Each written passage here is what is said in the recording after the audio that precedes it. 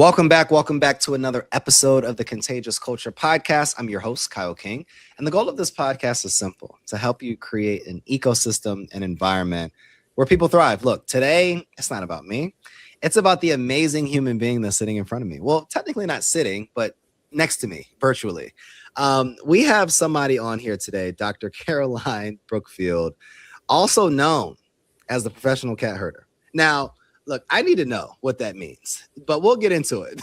And she's here to teach us how creativity, adaptability, and a little audacity can transform how we lead, make decisions, and thrive in uncertainty.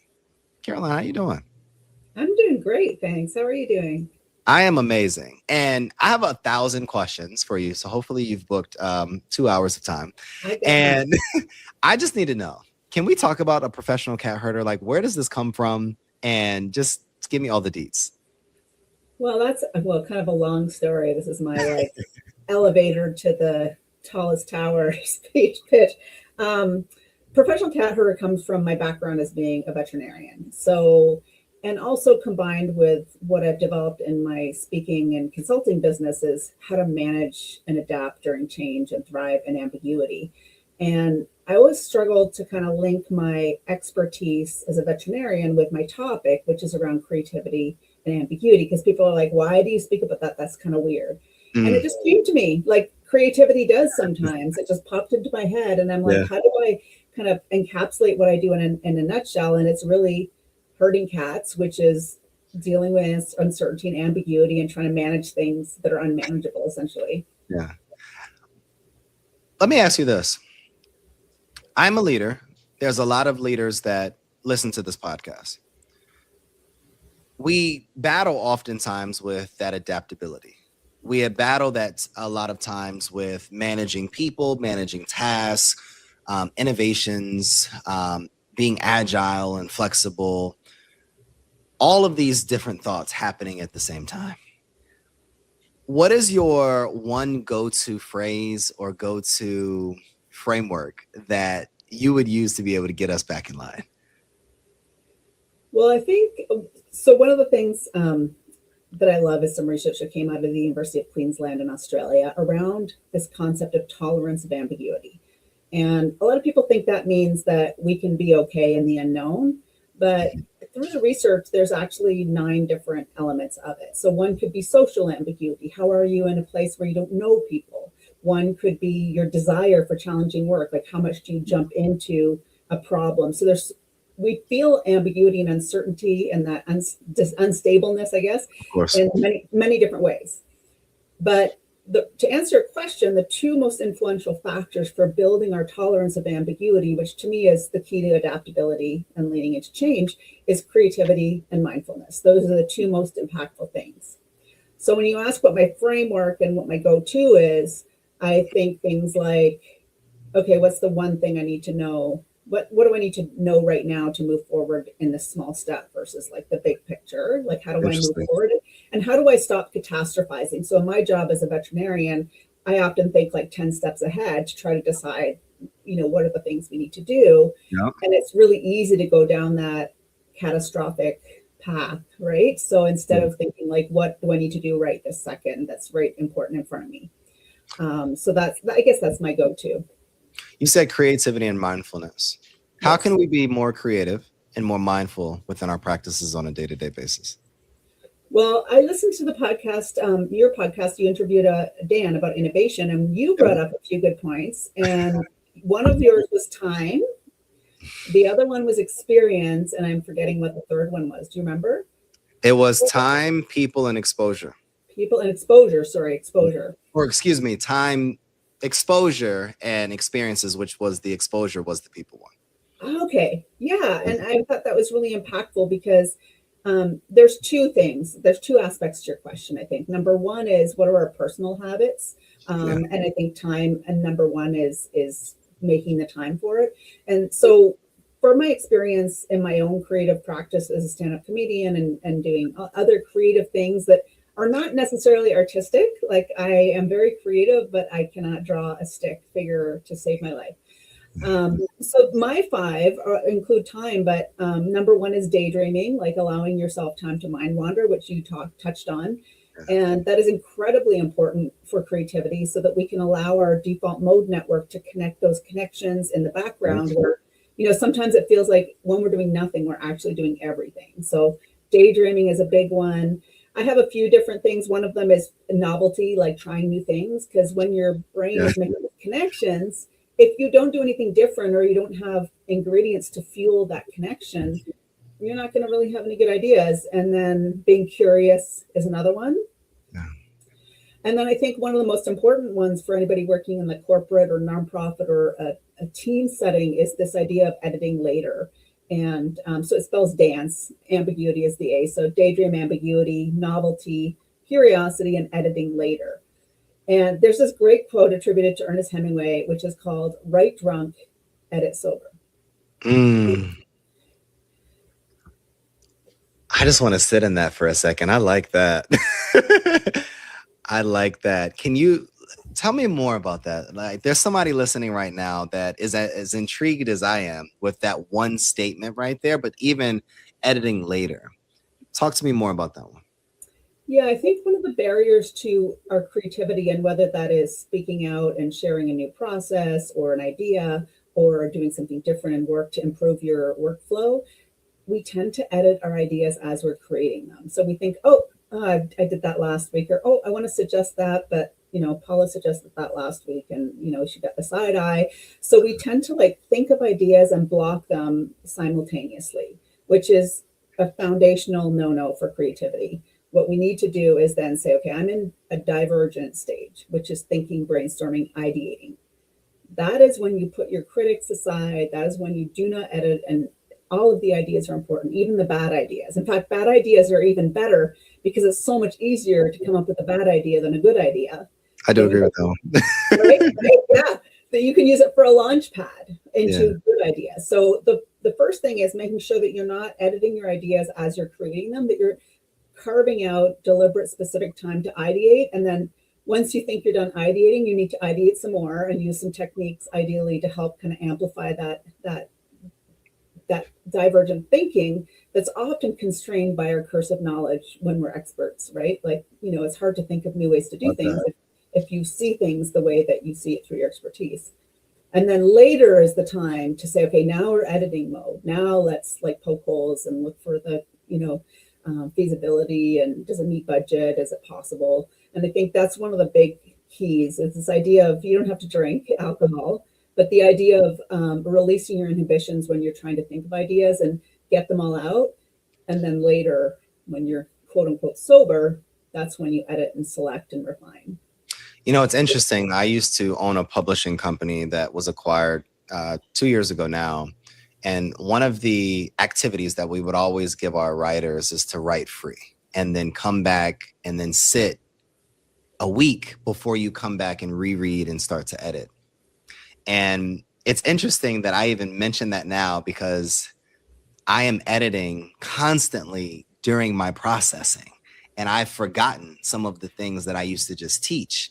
And I find that some of my best work and some of my greatest articles or books that I've written was really just from the heart and just flowing and not doing it for a project or for some type of outcome, just truly being creative and just expressing yourself. Like I am like you, I cannot draw a stick figure at all, but I can write, I can bring people together, I can just do other things.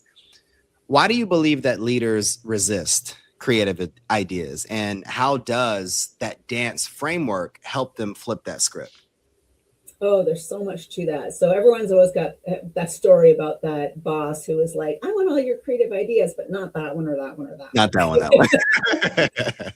So there's a few things to unpack there. Number one, leaders specifically have a bias that they are not aware of. So when they've done research to say leaders look at creativity, they say, we want creativity. Yes, creativity's good.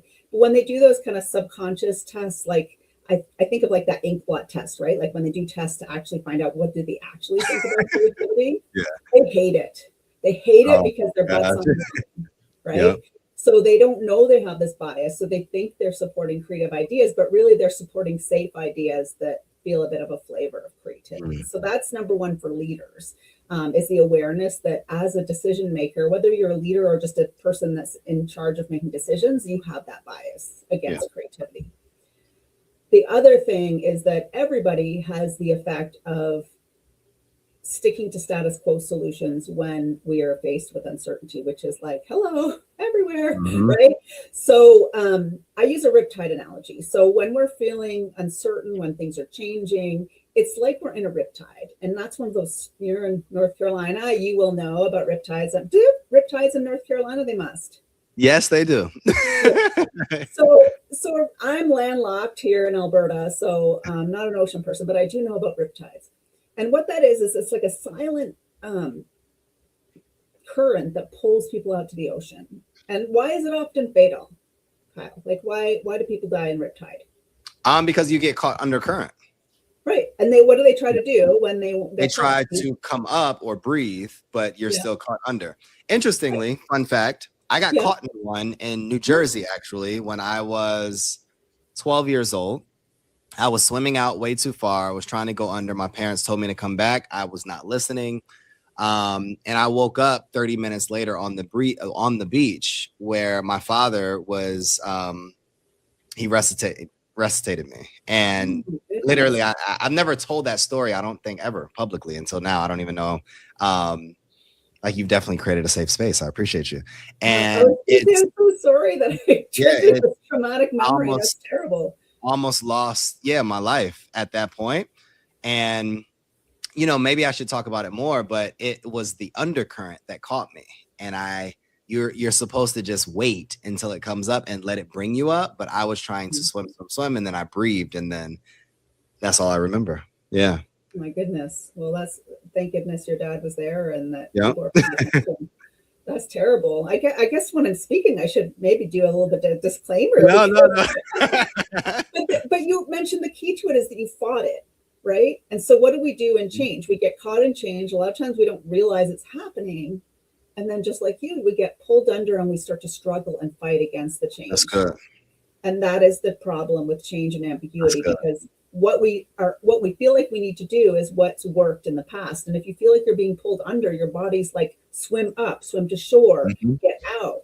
But that doesn't work. And it's the same with change. If we try to fight it and we try to push against it, we'll end up exhausting ourselves. So it's this idea of, if you're swept out in the riptide like you were, if you had stopped for a second, gotten mindful and been like, okay, wait, let me just think for a second, like what's going on here, looking around to try to see like, what are my options here? That is how we navigate change better as leaders. In that moment of sitting and letting the riptide take you is when creative ideas come to you. It's not from like swimming against and trying to get to the shore. It's not from like trying to struggle and flail around. It's from sitting in that discomfort and looking around and saying, what are my options here? That's such a great perspective. And I say that because so often we're teaching to keep pushing, keep fighting, keep working, keep doing, rather than sitting and being in the moment, and maybe even letting that bad idea marinate for a little bit so that we can get some data from it, so that we then know how to make a data-driven decision moving forward. Or maybe letting that conflict amongst team members, not me stepping in immediately, but identifying how maybe they could find a creative way to be able to still be productive within the workplace. What is one thing that a leader listening in right now can do immediately to build? I see it more, even what you've done on this episode, like to create that psychological safety where people feel encouraged every single day to be creative and do this work.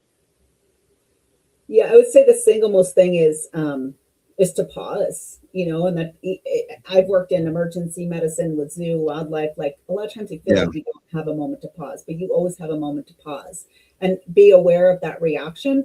I went to a continuing education for veterinarians once. So it was about nutrition. And the guy started talking about communication, which I was like, this isn't what I was here for. But I can't remember his name, but a lovely man from the South. And he said something that's always stuck with me. He's like, when people say something, like in this case, your clients, maybe your team member, if you're a leader, they they say something, you feel that like response. You can feel it. I don't know about you, Kyle, but I can just feel that response bubbling up. It's like an objection or something. Just say, tell me more about that.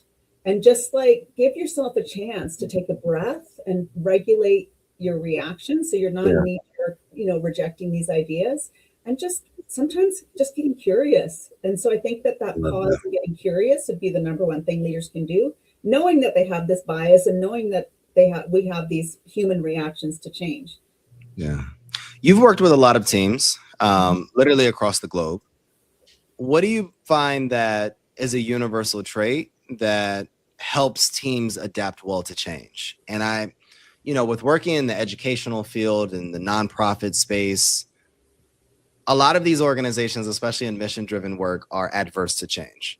Mm-hmm. Now, corporations, change is in their DNA, and that's their very framework, and to continue to be agile and flexible and innovative. What do you find, though, that is the throughway or some traits that we can be able to impart within ourselves, but then also within our organizations that we can begin to implement?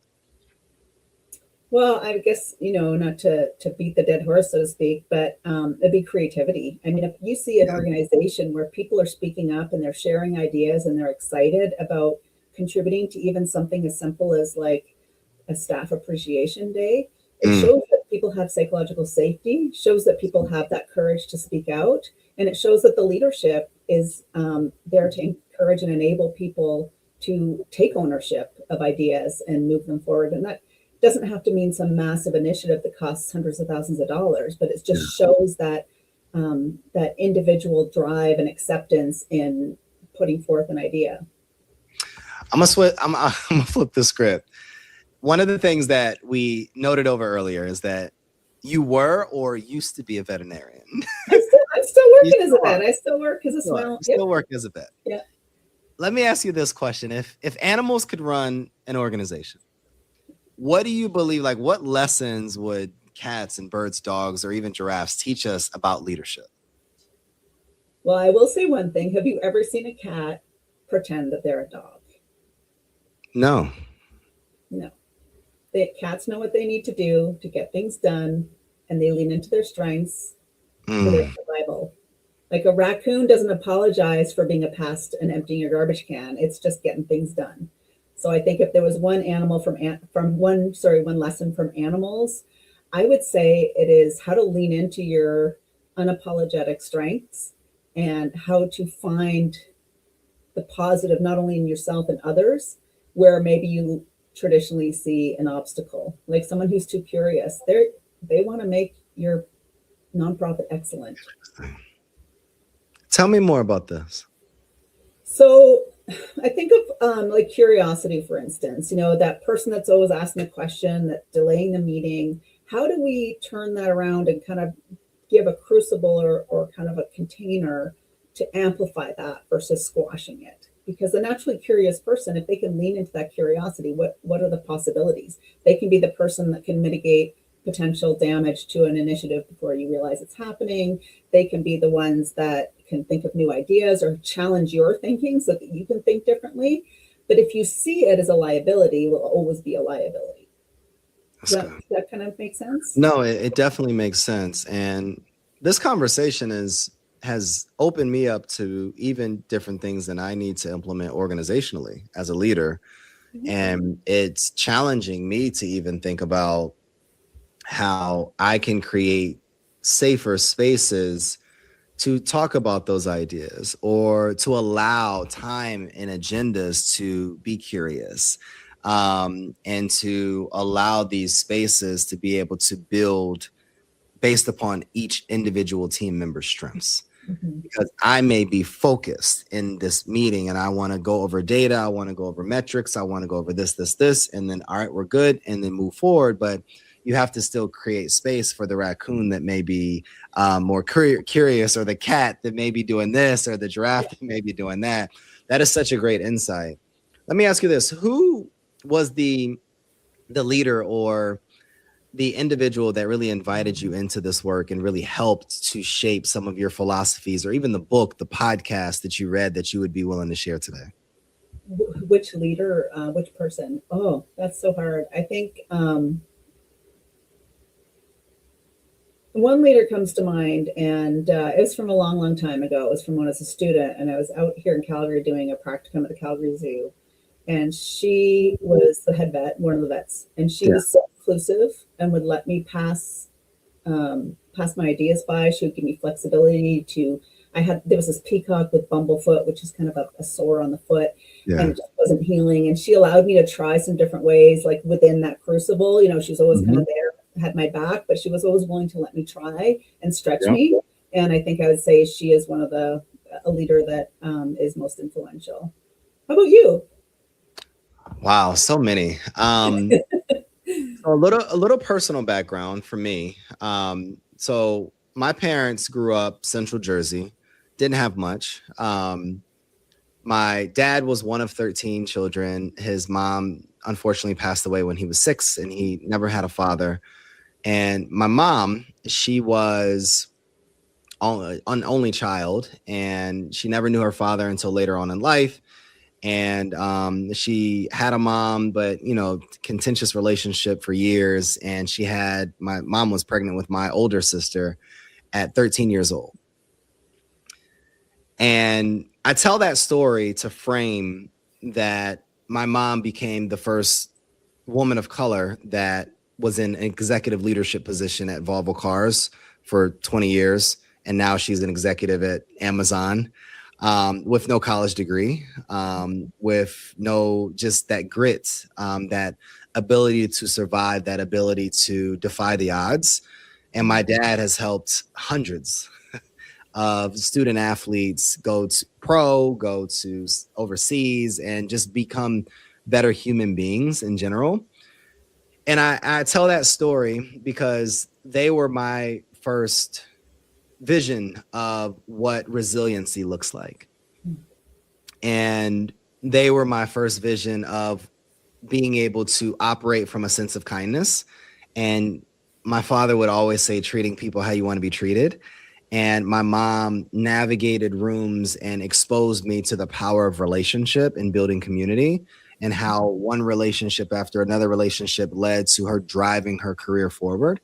And it wasn't always about tenure or title or background. It was about people believing in you.